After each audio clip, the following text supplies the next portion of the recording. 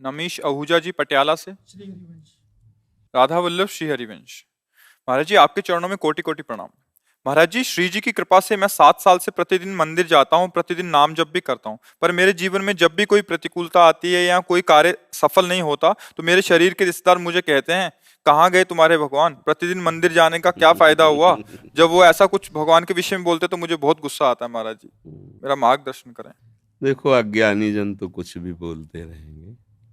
अभी मंदिर जाना या कुछ भी सत्कर्म करना नई खेती है, पर माल तो पुराना ही खाना पड़ेगा। अभी जो पूर्व स्टॉक है गोदाम में वही चलेगा। फसल आगे वाली जब आएगी तो उन जो भी प्रश्न करें कि मंदिर जाते हो तो क्या हुआ, तो किसान पहले खेती तैयार करता है, फिर बीज बोता है, फिर सिंचाई करता है, महीनों सेवा करता है, खूब पैसे लगाकर उसे बल प्रदान करता है खेती को।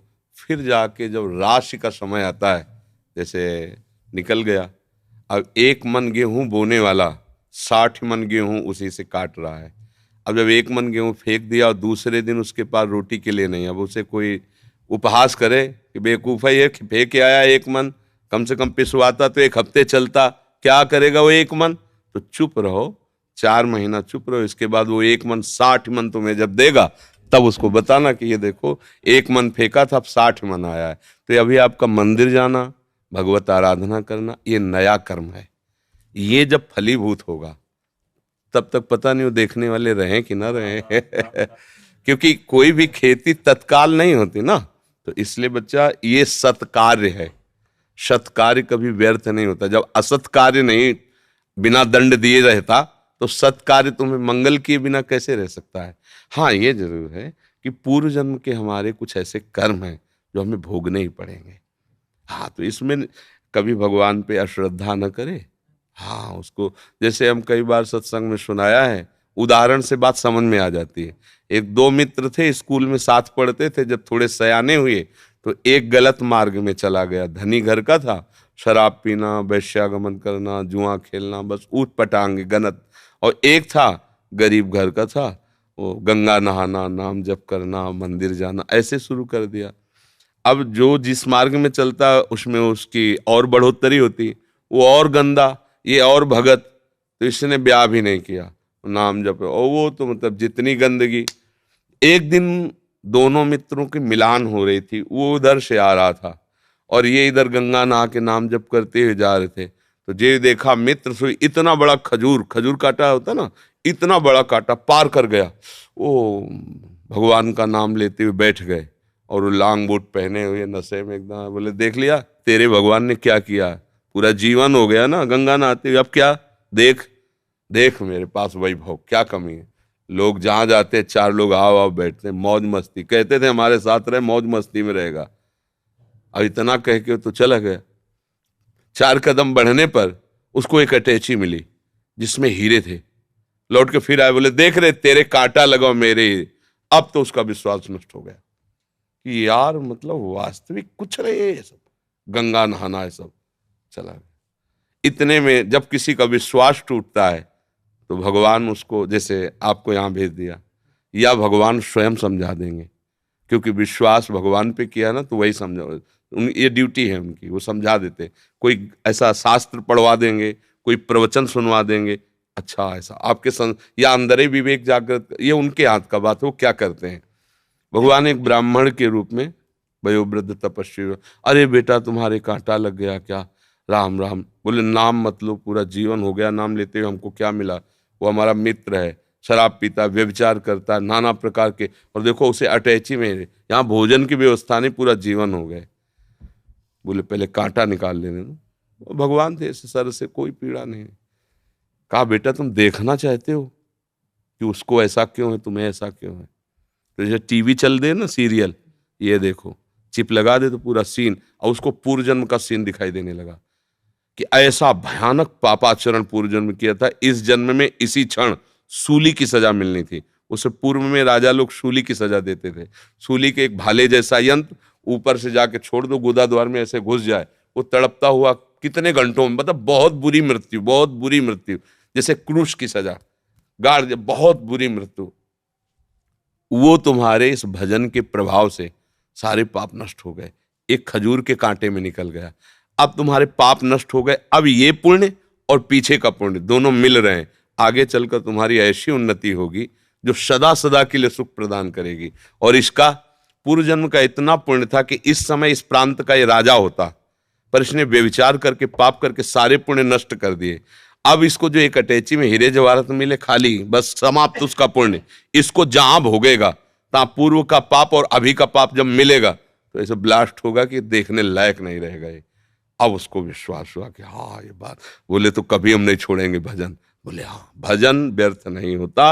वर्तमान में देखा जाता है कि सत्य से चलने वाला, भजन करने वाला दुखी हो सकता है, और गंदा आचरण करने वाला बढ़िया। पर ध्यान रखना, वो बढ़िया तब तक है जब उसका पूर्व का पुण्य चल रहा है। जहां वो खत्म हुआ फिर देख लेना क्या बढ़िया है।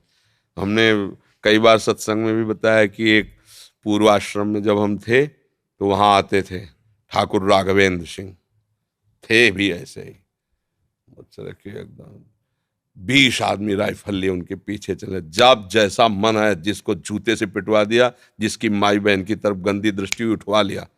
और उनका भाई सुरेंद्र राक्षस समझो, ये मतलब कोई कथा नहीं कह रहे, घटना। हंसिया से काट देता, बड़े बड़ों को चीर। और बड़े बड़े अधिकारी वो जमींदार उनके यहाँ मतलब महल बना हुआ, आज भी महल बना हुआ उनका। समय जब गिरा तो बड़े वाले को एड्स, राघवेंद्र सिंह को। अब मुंह छुपाए, कानपुर में दवाइयां चल, वो मरा। जो ही मरा तो विरोधी जनों ने चील की तरह छोटे वाले को नोच डाला, वो मरा। अब सारी जागीर में केवल बहुएं, वो भी खेत नहीं जुत सकते क्योंकि हजारों को पीड़ा दी थी ना। परती पड़े, परती माने कोई जमीन में अन्न नहीं उपजा सकता, खाने को दुर्लभ है, कोठी में रहते हैं, कोई सहयोग करने आ गए ना। रावण की खोपड़ी को जब बंदर लात मारते थे ना, कटी हुई खोपड़ी, तो मंदोदरी रो के कह रही थी, राम विमुखस हाल तुम्हारा और रहा न कोकुल रोवन। एक समय था कि जब चलता था रावण तो पृथ्वी कांपती थी, दिग्गज चिकाड़ते थे। वही भगवान के विमुख जब हुआ तो लात मारते थे खोपड़ियों, फुटबॉल की तरह रावण की खोपड़ियां। हाँ, राम विमुख हाल। तो हम लोग क्या वर्तमान को देख करके अंजाद लगा लेते हैं गलत है या सही। वर्तमान में सही चल रहा है पर बार बार उसको धोखा खाना पड़ रहा है तो लगता है सही कहाँ है, गलत चल रहा है। और वर्तमान में गलत चल रहा है, बार बार उसकी प्रोग्रेस उन्नति होती चली जा रही, ये मार्ग सही नहीं, नहीं भूल नहीं। सत मार्ग कभी गलत नहीं हो सकता और गलत मार्ग कभी सत्य नहीं हो सकता, और सत्य की कभी पराजय नहीं है। थोड़े दिन देखो, पांडवों को वनवास हुआ लेकिन हस्तिनापुर का चक्रवर्ती सम्राट का अभिषेक महाराज युधिष्ठिर को ही हुआ, काट के फेंक देंगे पूरा परिवार कौरवों का, है ना। थोड़ी दिन के लिए दुर्योधन दुशासन ये सब फूल रहे थे, वो बेचारे कष्ट पा रहे थे वन में, लेकिन परिणाम भगवान श्री कृष्ण और धर्म जिसकी तरफ है, जय उसी। तो थोड़े दिन कष्ट मिलना कोई मतलब बुरी बात नहीं, परिणाम बढ़िया हो ये बात देखें। थोड़े दिन मौज मस्ती हो, परिणाम तो फिर परिणाम। अब मौजे मस्ती में तो जेलें भरी हैं, ये जेल काहे भरी है, यही भरी है। बुद्धि भ्रष्ट हो गई, गलती कर दी, आजीवन सजा, आजीवन कारावास। भैया कभी अपने विश्वास को विचलित मत होने देना, है ना। वो ऐसी शक्ति हमें देना दाता, मन का विश्वास कमजोर होना। कहीं से भी बात हो, अपनी बात, अरे हे प्रभु मुझे ऐसी सामर्थ्य दो कि आपके प्रति कभी मन का विश्वास कमजोर न होने पाए। ये माया करेगी, लोग ऐसा उपहास करेंगे बड़े भजनानंदी मन के हो गई ना किडनी फेल दूसरे के लिए बपली कह रहे, हो गई ना किडनी फेल क्या। अब ये प्रोग्राम पीछे का चल रहा है नहीं? हमारी नई खेती है, ये देख लो नई खेती है। आप नौजवान राधा राधा ऑफिसर रैंक के लोग नौकरी छोड़कर बाबा जी बने बैठे, ये हमारी कमाई है और ये हमारे पीछे की कमाई है। पूर्व जन्म का कोई पाप, माँ के गर्भ से ही ऐसी रचना की किडनी की कि अब जाकर कोई फेल हो गई। ये गर्भ से ही होता है, पॉलिसिस्टिक किडनी डिजीज, ये एक रोग होता है जो माँ के गर्भ से इसकी रचना होती है, ये वंशानुगत आता है। तो किसी के कहने से क्या है भाई, सब संसार में अपने अपने मन से चल रहे, वो कुछ भी बोल सकते, भगवान को गाली दे सकते, ले भगवान को गाली दे, तो किसी के मुंह में नहीं लगना, अपनी बात समझना है। बड़े भाग्यशाली हो जो तुम मंदिर जाते हो धर्म भाव में। शराब तो नहीं पीते होगे? हाँ, पीना भी नहीं, हाँ कोई भी नशा मतलब ठीक है।